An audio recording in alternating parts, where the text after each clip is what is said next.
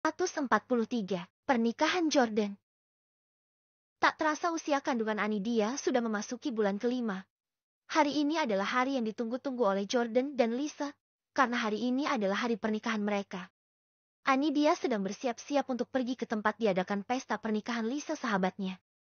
Semakin hari Anidia semakin merasa kesusahan saat melakukan kegiatan apapun. Perutnya sudah semakin besar, tapi karena ini adalah acara sahabatnya dia begitu semangat. Saat ini Anidia sedang dirias oleh MUA yang khusus disewa oleh suaminya, agar penampilan istrinya hari ini terlihat sempurna, meski acara Lisa dan Jordan diadakan di tempat yang tertutup dan sederhana. Hanya mereka yang berada di mansion dan beberapa orang yang dekat dengan Alvano yang mengetahui. Tapi meski begitu Alvano ingin yang terbaik untuk istrinya. Meski acara sederhana, tapi Alvano juga menyewa tempat yang sangat bagus untuk sahabatnya, meski awalnya Jordan menolaknya. Kamu sudah siap, baby? Alvano masuk ke dalam kamar untuk melihat penampilan istrinya. Meski perut Anidia semakin hari semakin besar, tapi di mata Alvano dia begitu seksi dan cantik. Kadang-kadang Alvano kewalahan sendiri saat melihat tubuh istrinya itu. Ya, apa aku terlihat sangat besar? Tidak sayang, kamu semakin hari semakin bertambah cantik saja. Kamu pasti mengatakan itu agar membuat aku bahagia kan? Padahal badan aku udah kayak gajah aja. Siapa yang bilang begitu, Om? Katakan pada suamimu ini. Aku akan memberi pelajaran kepada orang yang berani berkata seperti itu pada istri cantikku ini. Alvano memeluk tubuh bulat istrinya, kemudian menghirup aroma khas tubuh istrinya. Alvano benar-benar kecanduan dengan tubuh istrinya itu. Tidak akan ada yang berani mengatakan itu di depanmu, apalagi setelah kejadian bulan lalu. Anidia kembali mengingat kejadian 2 bulan yang lalu, di mana karyawan yang bekerja di mall waktu Anidia sedang belanja. Perempuan tersebut sampai saat ini tidak lagi bisa bicara.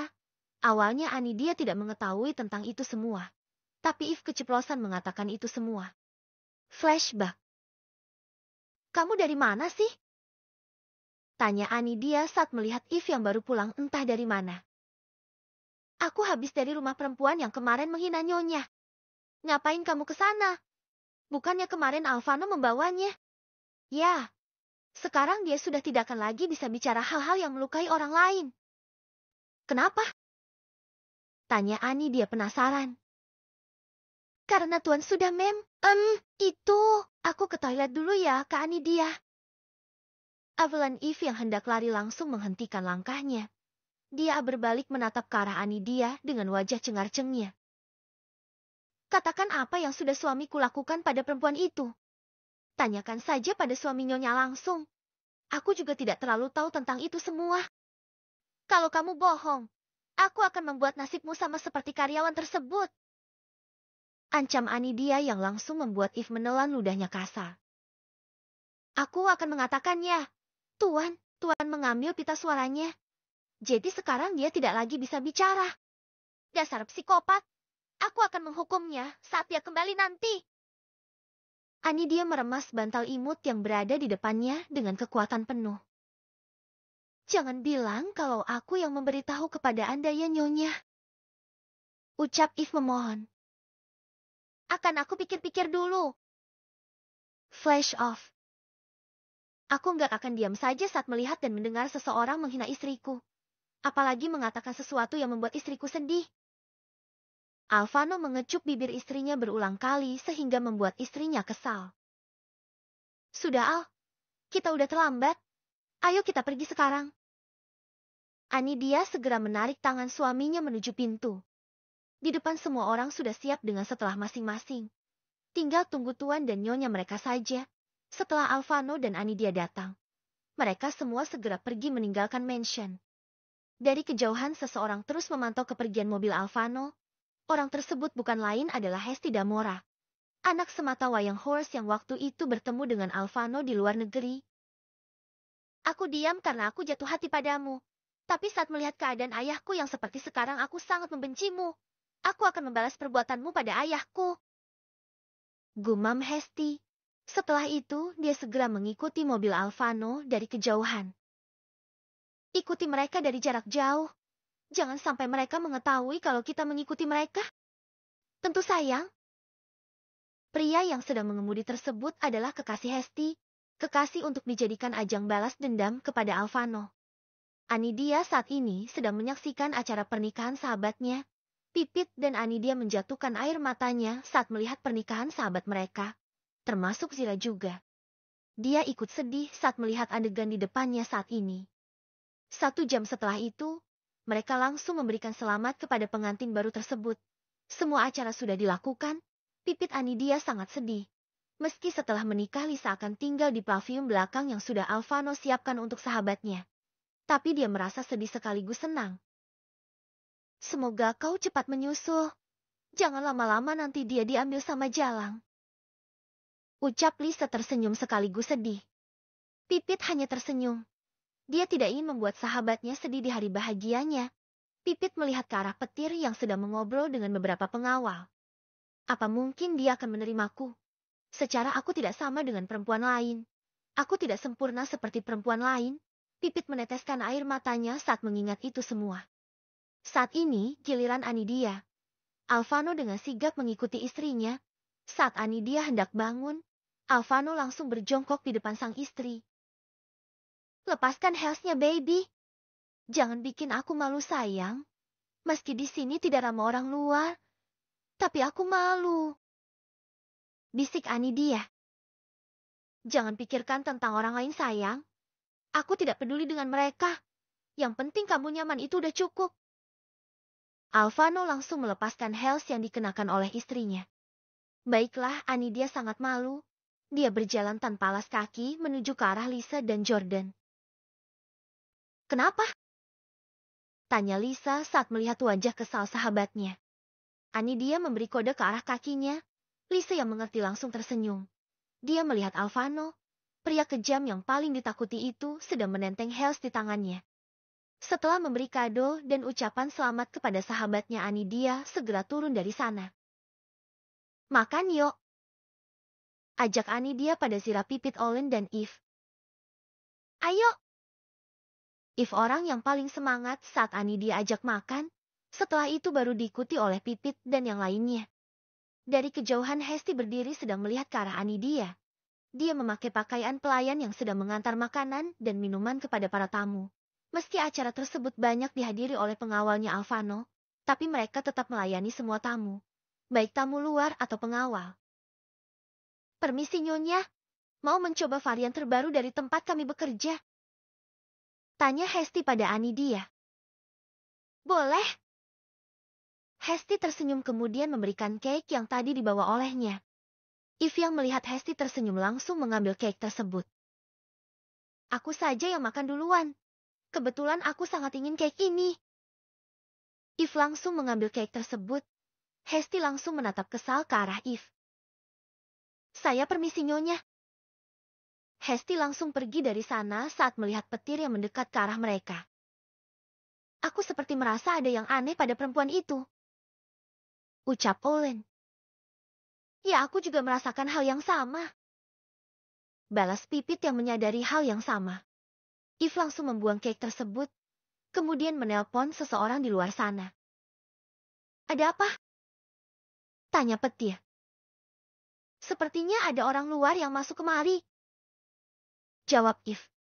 Sial, petir langsung pergi dari sana. Alvano yang melihat petir berlari segera mendekati istrinya. Ada apa? Sepertinya seseorang menyamar jadi pelayan di sini. Apa yang dia lakukan? Dia memberiku cake. Seketika wajah Alvano langsung tegang. Aku tidak memakannya. Eve langsung mengambil cake tersebut. Alvano merasa lega setelah mendengar perkataan istrinya. Jangan makan sembarangan. Di sini kita tidak tahu musuh atau teman. Anidia mengangguk. Alvano tidak melanjutkan acara lagi, karena acaranya sebenarnya sudah selesai. Tapi mereka masih mengobrol satu sama lain. Alvano segera membawa pulang istrinya. Begitu juga dengan pengantin baru dan para perempuan. Mereka takut terjadi sesuatu kalau mereka berlama-lama di sana. 144. Kujadikan menantuku. Pukul 20.00. Mereka semua sedang berpesta di belakang mansion. Pavilion belakang sudah dihias sedemikian rupa oleh para pelayan. Karena malam ini pengantin baru akan menginap di sana. Plavium belakang yang disediakan untuk Jordan begitu mewah menurut Lisa, tidak bisa dikatakan plavium, karena hampir sama mewahnya dengan rumah-rumah orang kaya. Apa yang akan kamu lakukan seandainya Alvano memiliki anak laki-laki?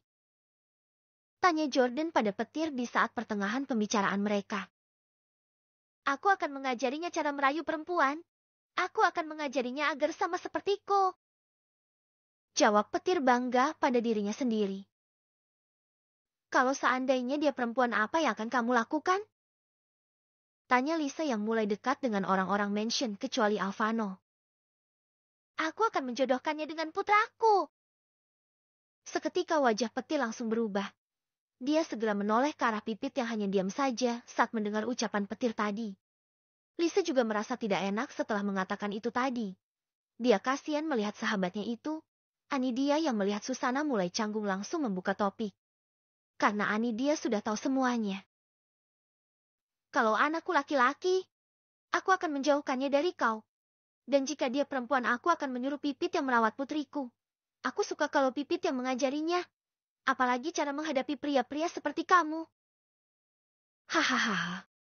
Semua langsung tertawa saat mendengar ucapan Anidia. Mereka semua tahu kalau Anidia mencoba membuat suasana kembali seperti semula. Tentu, aku akan merawat mereka dengan senang hati. Aku juga akan mengajari cara agar bisa menghadapi layuan maut para laki-laki buaya seperti seseorang. Pipit menyindir petir yang duduk di sampingnya. Aku buaya karena sedang mencari lubang yang pas dan nyaman. Jangan sampai setelah aku masuk baru menyesal. Jadi coba-coba aja dulu. Dasar mesum, ucap Pipit. Mesum juga sama kamu kan? Pipit hanya menatap jengkel ke arah kekasihnya itu. If yang duduk tidak jauh dari mereka hanya bisa menatap dengan wajah sendunya. Entah kenapa di satu sisi aku senang saat mengetahui dia mandur. Tapi aku juga nggak tega melihat kebahagiaan mereka harus sirna seperti ini. Aku ikhlas kalau Kak Petir bahagia. Setelah mengenal Pipit lebih jauh lagi, If mulai sadar. Dia pantas bersama sang kakak. Orang yang sudah menarik perhatiannya saat pertama kali memeluknya dulu. Anidia semakin hari semakin susah bergerak. Bahkan saat dia duduk saja, dia kesusahan saat bangun. Untung ada suami yang selalu siap siaga di sampingnya itu. Permisi Tuan, di depan ada seseorang yang ingin bertemu dengan Anda. Lapor pengawal yang berjaga di depan gerbang. Biar aku yang memeriksanya. Petir segera pergi dari sana untuk memeriksa siapa tamu yang tidak diundang malam-malam begini berkunjung. Siapa kalian? Mau apa kesini? Tanya Jordan langsung pada intinya. Aku istri Georgie. Aku datang ke sini untuk mencari suamiku. Georgie, Petir berpura-pura berpikir kemudian langsung tersenyum. Pamannya Tiamor ya? Ya, aku mohon tolong pertemukanlah aku dengannya. Tidak semudah itu Nyonya. Aku juga tidak tahu kabar suamimu saat ini. Mungkin saja dia sudah dimangsa oleh hewan buas. Atau dia sudah mati karena minum racun. Aku tidak tahu pasti sih. Aku memiliki seorang bayi yang sangat membutuhkan sosok ayah. Tolong izinkan aku bertemu dengan tuan kalian. Aku yakin dia pasti kasihan pada putriku yang kecil ini. Asal Anda tahu saja Nyonya. Tuanku itu bukan orang yang berbelas kasih seperti yang Anda bayangkan tadi. Bahkan dia bisa melenyapkan nyawa bayi yang masih di dalam perut ibunya. Kalau memang mengganggunya, jadi sebaiknya Anda segera pulang. Aku akan menunggu sampai dia mau bertemu dan membebaskan suamiku. Wanita yang sudah sedikit berumur itu bersikeras tidak mau pergi. Jangan salahkan aku kalau kepalamu bocor karena sudah lancang mengganggu tuanku, bisik Petir. Setelah itu dia hendak berbalik. Tapi dari arah depan Anidia dan Alvano berjalan ke arahnya. Ada apa Petir? Siapa mereka? Tanya Anidia saat melihat wanita dan satu anak perempuan yang berusia sekitar 2 tahun. Aku istrinya Georgie. Aku kesini ingin memohon pada kalian agar mau membebaskan suamiku. Kasihanilah putriku ini. Dia masih sangat membutuhkan sosok ayah dalam hidupnya. Jangan biarkan dia kekurangan kasih sayang. Georgie, siapa itu sayang? Tanya Anidia pada suaminya yang terlihat santai.